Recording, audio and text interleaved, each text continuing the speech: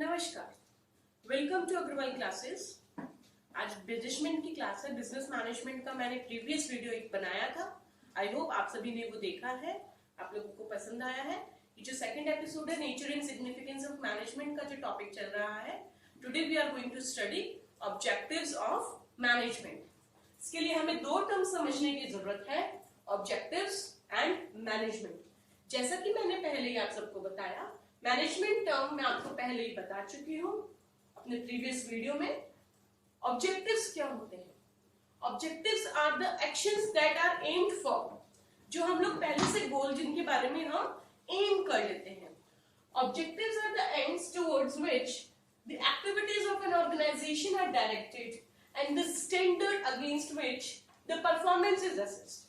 Objectives जो होते हैं वो एंड्स होते हैं जिनके या फिर टुवर्ड्स द एक्टिविटीज, जो भी ऑर्गेनाइजेशन के अंदर एक्टिविटीज होनी है जिनके लिए हमें डायरेक्शंस देनी है, तो जो स्टैंडर्ड्स हम सेट करते हैं, जिनके अगेंस्ट हम परफॉर्मेंस को असेस करते हैं, चेक करते हैं, स्टडी करते हैं, those are called objectives. Management के लिए अगर हम माने तो जो मैनेजमेंट के जो ऑब्जेक्टिव्स होंगे should be handle the organisation functions. एक मैनेजमेंट ऑर्गेनाइजेशन के अंदर क्या ऑब्जेक्टिव सेट करेगा? यही सेट करेगा कि ऑर्गेनाइजेशन के जो भी फंक्शंस होने हैं वो स्मूथ हो, एफिशिएंट मैनर में हो। अगर हम इन मैनेजमेंट के ऑब्जेक्टिव्स को क्लासिफाई करते हैं तो broadly they can be classified into three categories. Number one is organizational objectives, number two is social objectives, number three is personal और individual objectives. So first of all, we will study about organizational objectives. Organizational objectives के बारे में अब हम detail में पढ़ेंगे कि organisation के जो ऑब्जेक्टिव्स होते हैं वो क्या होते हैं। ये पूरी ऑर्गेनाइजेशन के ऑब्जेक्टिव्स को रेफर करता है, ऑर्गेनाइजेशनल ऑब्जेक्टिव्स।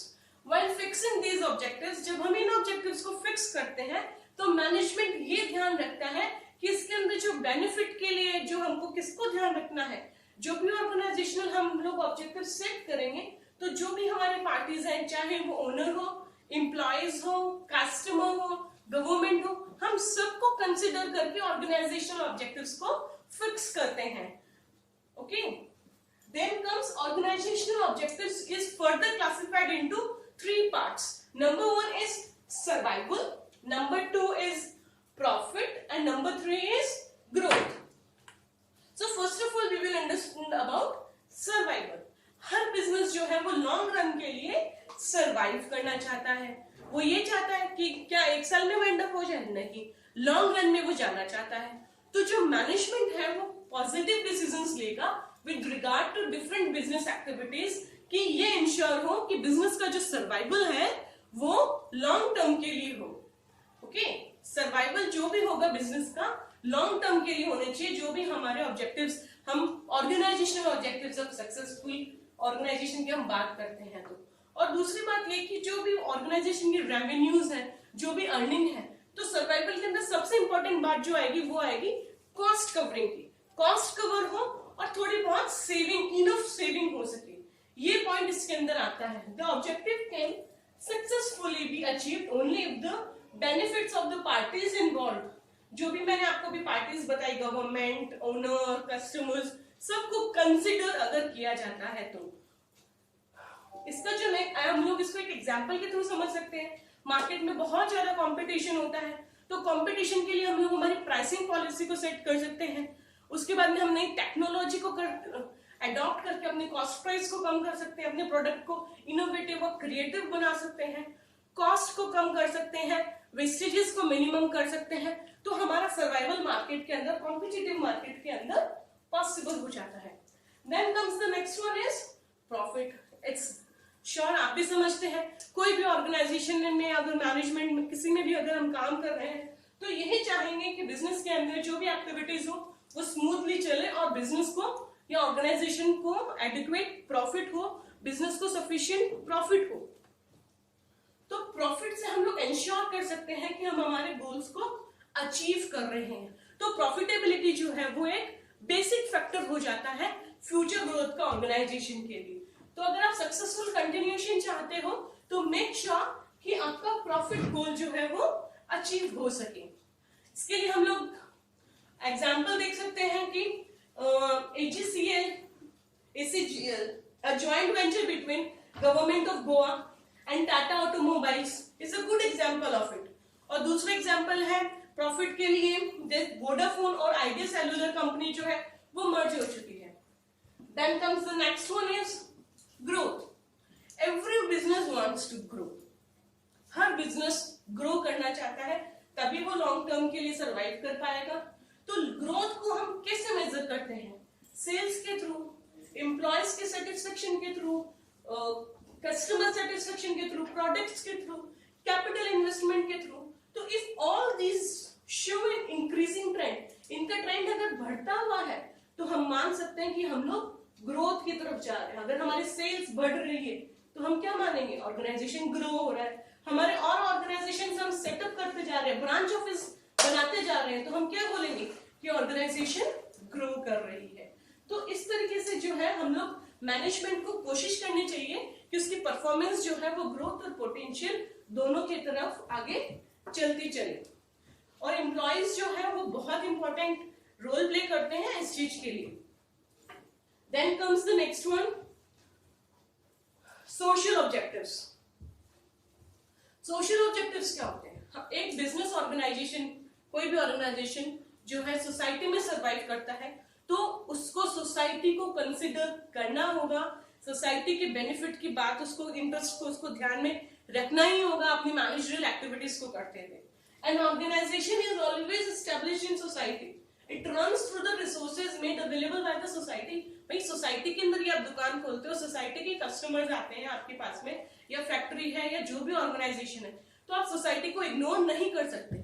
इसलिए एक ऑर्गेनाइजेशन की रिस्पॉन्सिबिलिटी बन जाती है कि वो सोसाइटी के बेनिफिट्स की तरफ जरूर ध्यान दें, ऐसे ऑब्जेक्टिव सेट करें जिनसे सोसाइटी का बेनिफिट हो सके।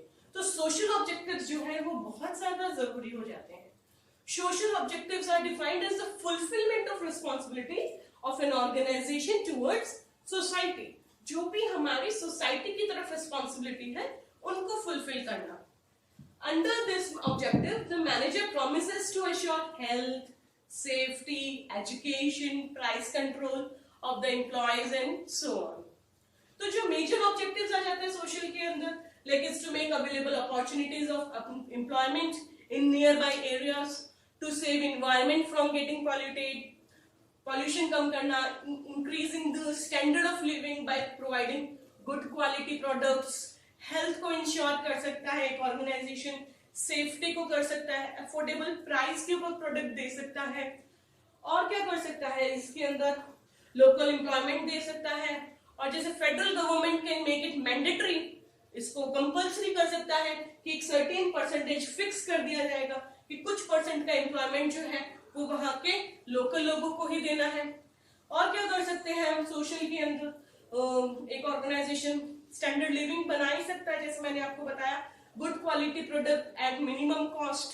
और जैसे PNJ कंपनी है जो एजुकेशनल प्रोग्राम सेटअप करती है, एक्सीलेंट एग्जांपल है हमारे सामने। और बेटर क्वालिटी प्रोडक्ट्स को हम लोग दे सकते हैं एट मिनिमम वेस्टेज। और सोशल रिस्पॉन्सिबिलिटी को हम लोग कर सकते हैं, जैसे शुगर फैक्ट्रीज हैं जो डाइवर्सिफाई कर रही है डिस्लिटरिंग, मेकिंग यूज ऑफ मोलासेस। और आज के तारीख पे आप जानते हैं कोरोना वायरस जो चल रहा है, तो टाटा कंपनी ने 1500 करोड़ का जो कंट्रीब्यूशन किया है वो सोशल बेनिफिट के लिए ही किया है। बड़ी बड़ी ऑर्गेनाइजेशन जो कंट्रीब्यूट कर रही है, that comes under social responsibility, social objective head only. Then comes, इतना क्लियर है आपको? 2 points. The first one was organisation के जो ऑब्जेक्टिव्स हैं उसके हमने 3 पॉइंट्स पढ़े, सर्वाइवल, प्रॉफिट एंड ग्रोथ।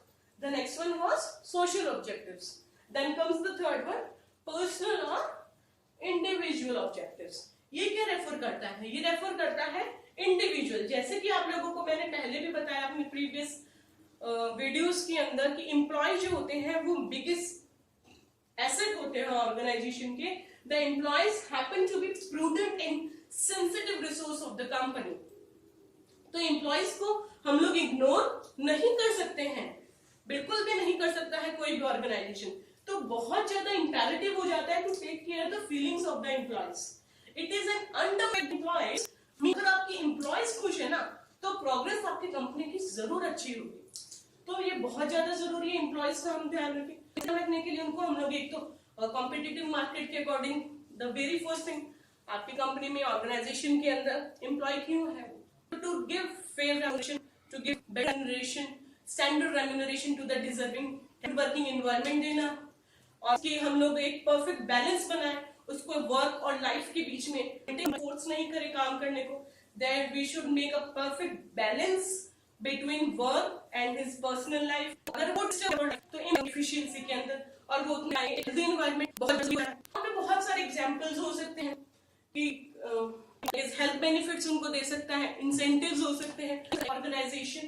तो इस तरीके से जो पर्सनल और इंडिविजुअल ऑब्जेक्टिव्स के अंदर ये सब बातें आ जाती हैं। इस तरीके से ऑब्जेक्टिव्स थे ऑर्गेनाइजेशन के मैनेजमेंट के कि बेस्ट परफॉर्मेंस जो है ऑर्गेनाइजेशन की वो अचीव की जाए। कोशिश ऑब्जेक्टिव्स जो भी गोल्स है फुल ब्राउन इन तीनों ऑब्जेक्टिव्स है वो श्योरली हमने ऑब्जेक्टिव्स का like this way. Thank you.